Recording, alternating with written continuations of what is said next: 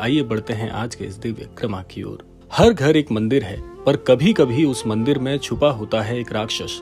वो हंसता है, बात करता है, खाना खाता है, पर भीतर से भरा होता है विष से। आज हम उसी सदस्य की बात करेंगे जो आपके घर में रहकर आपसे बदला लेने की ताक में है। चालबाज है, कपटी है, पर मुखौटा ऐसे पहन रखा है कि पहचान पाना बहुत कठिन है। और आज इस रहस्य को खोलने जा रहे हैं हम नीम करौरी बाबा के मार्गदर्शन में।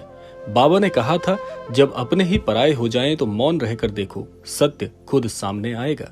इसीलिए आप तक भी आज का ये क्रमांक पहुंचा है तो आप बहुत ही भाग्यशाली हैं, क्योंकि महाराज जी की मर्जी है कि आपको इस राक्षस की गलत चालों से बचाया जाए और आपके जीवन में खुशियां भर दी जाएं। तो इसीलिए क्रमांक की एक एक बात को बड़े ध्यान से समझिएगा ताकि संपूर्ण जानकारी आपको प्राप्त हो सके। तो आइए बढ़ते हैं आज के इस दिव्य क्रमांक की ओर। यहाँ पर सबसे पहले एक प्रश्न उठता है कि घर का सदस्य कौन हो सकता है जो आपके बारे में खराब चालों को चलने का प्रयास कर रहा है।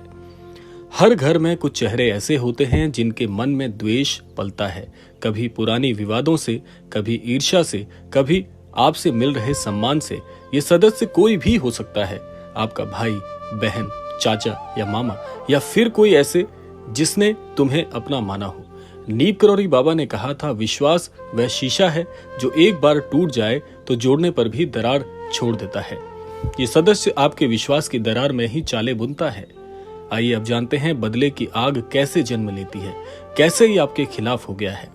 बदले की भावना कोई एक रात में नहीं उभरती, ये भीतर ही भीतर जलती रहती है वर्षों तक। शायद आपने अनजाने में उसकी मदद नहीं की हो, या उसे लगा हो कि आप उससे आगे निकल गए हैं, या फिर उसे लगता है कि आप उसकी पहचान, उसका अधिकार छीन रहे हैं। बाबा नीम करौरी कहते थे, जिसके भीतर प्रेम नहीं वो अपनों का भी शत्रु बन जाता है, और वही शत्रुता बनती है एक चालबाज का जन्म।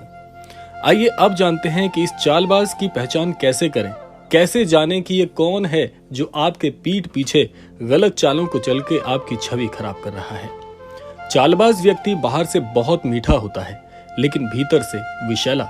उसके लक्षण कुछ ऐसे होते हैं, हर समय दूसरों की बुराई करना, आपके खिलाफ धीरे धीरे बातें फैलाना, आपके निर्णयों पर हमेशा संदेह करना और दूसरों को संदेह में रखना, परिवार में आपसे अलग थलग करने का प्रयास करना, आपको अलग थलग करने का प्रयास करना।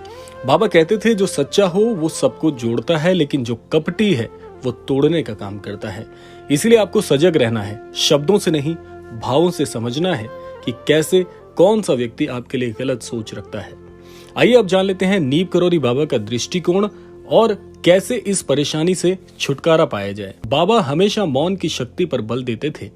जब घर में ही कोई विरोध हो तो लड़ना नहीं, बल्कि शांत रहकर समय को काम करने देना चाहिए। बाबा ने एक बार कहा था, जिसका मन स्थिर है वो ही सच्चाई को देख पाता है, बाकी सब भ्रम में जीते हैं। यदि आपको लगता है कि कोई आपसे बदला लेना चाहता है तो मौन रहें, उसे देखकर मुस्कुराएं, मन में उसके लिए दया का भाव रखें, क्योंकि सच्चाई खुद को सिद्ध कर सकती है। ऐसा समझें कि वो किसी बीमारी से ग्रसित है, लेकिन ये उसका सच्चा स्वभाव नहीं, क्योंकि सबका सच्चा स्वभाव तो ईश्वर के स्वभाव के समान होता है। कुल मिलाकर ऐसे व्यक्ति को दया का पात्र ही मानना चाहिए। आइए अब जानते हैं उस चालबाज की चाल कब और कैसे असर करती है आप पर। चालबाज हमेशा तब वार करते हैं जब आप कमजोर होते हैं, मानसिक रूप से, भावनात्मक रूप से, जब घर में झगड़े बढ़ते हैं, जब आप अकेले पड़ने लगते हैं, जब रिश्तेदार आपसे दूर होने लगते हैं। यही समय होता है जब वो आपके खिलाफ माहौल बनाता है। बाबा कहते थे, जो गिराने आया है वह खुद गिरेगा, जो डरा रहा है वो भीतर से खुद डरा हुआ है। इसीलिए आपको बस खुद को स्थिर रखना है, चालबाज की चाल खुद ही उल्टी पड़ जाएगी। आइए जानते हैं इनके प्रभावों से अपनी आत्मरक्षा कैसे करें। आत्मरक्षा का मतलब है अपने मन को शक्ति देना। प्रातः बाबा का ध्यान करें, हनुमान चालीसा का नियमित पाठ करें, उस सदस्य के प्रति क्रोध नहीं करुणा रखें। बाबा ने कहा था, शत्रु से नफरत नहीं नम्रता से जीत लो, क्योंकि वह नफरत ही उसकी कमजोरी है। चालबाज की कोई चाल आपके मन की शक्ति से नहीं टकरा सकती, ऐसा भाव मन में रखना चाहिए। अंत में न्याय होता है, ये संसार कर्म का बंधन है। चालबाज चाहे कितनी भी योजना बना ले, वो अंततः अपने ही जाल में फंसते हैं। बाबा ने अनेक बार उदाहरणों से समझाया था कि सत्य को छुपाया नहीं जा सकता और असत्य को टिकाया नहीं जा सकता।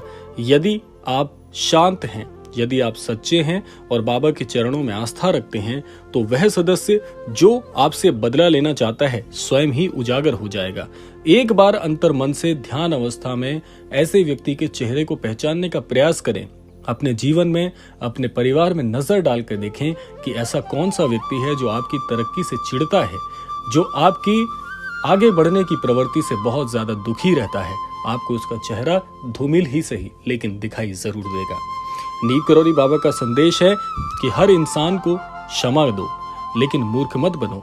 ध्यान रखो, सजग रहो और प्रेम से भरे रहो, क्योंकि चालबाज तब तक जीतते हैं जब तक कि आप उसके जैसा बनने लगते हैं। अपने भीतर की शक्ति को पहचानो। ये वो सदस्य है जो आपसे बदला लेना चाहता है, लेकिन वो पहले से ही हारा हुआ है।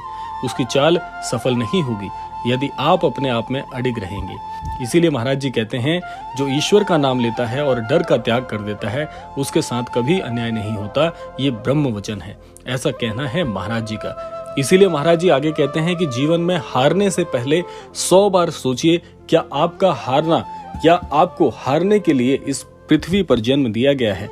नहीं, इसका उत्तर आपके भीतर ही छिपा हुआ है कि चाहे कोई कितनी भी गलत चालें क्यों ना चले, चाहे कोई आपकी छवि कितनी ही खराब करने की कोशिश क्यों ना कर ले, यदि आपका आपके इष्ट पर से पूरी तरह से अडिग विश्वास है, यदि आप अपने गुरुजनों की बातों का अमल करते हैं, अपने गुरुजनों के द्वारा प्रदान की गई शिक्षाओं का अनुसरण करते हैं, तो क्या आपको कोई हरा सकता है? ये प्रश्न एक बार अपने आप से पूछ कर देखिएगा, आपको रोजाना बहुत शक्ति मिलेगी।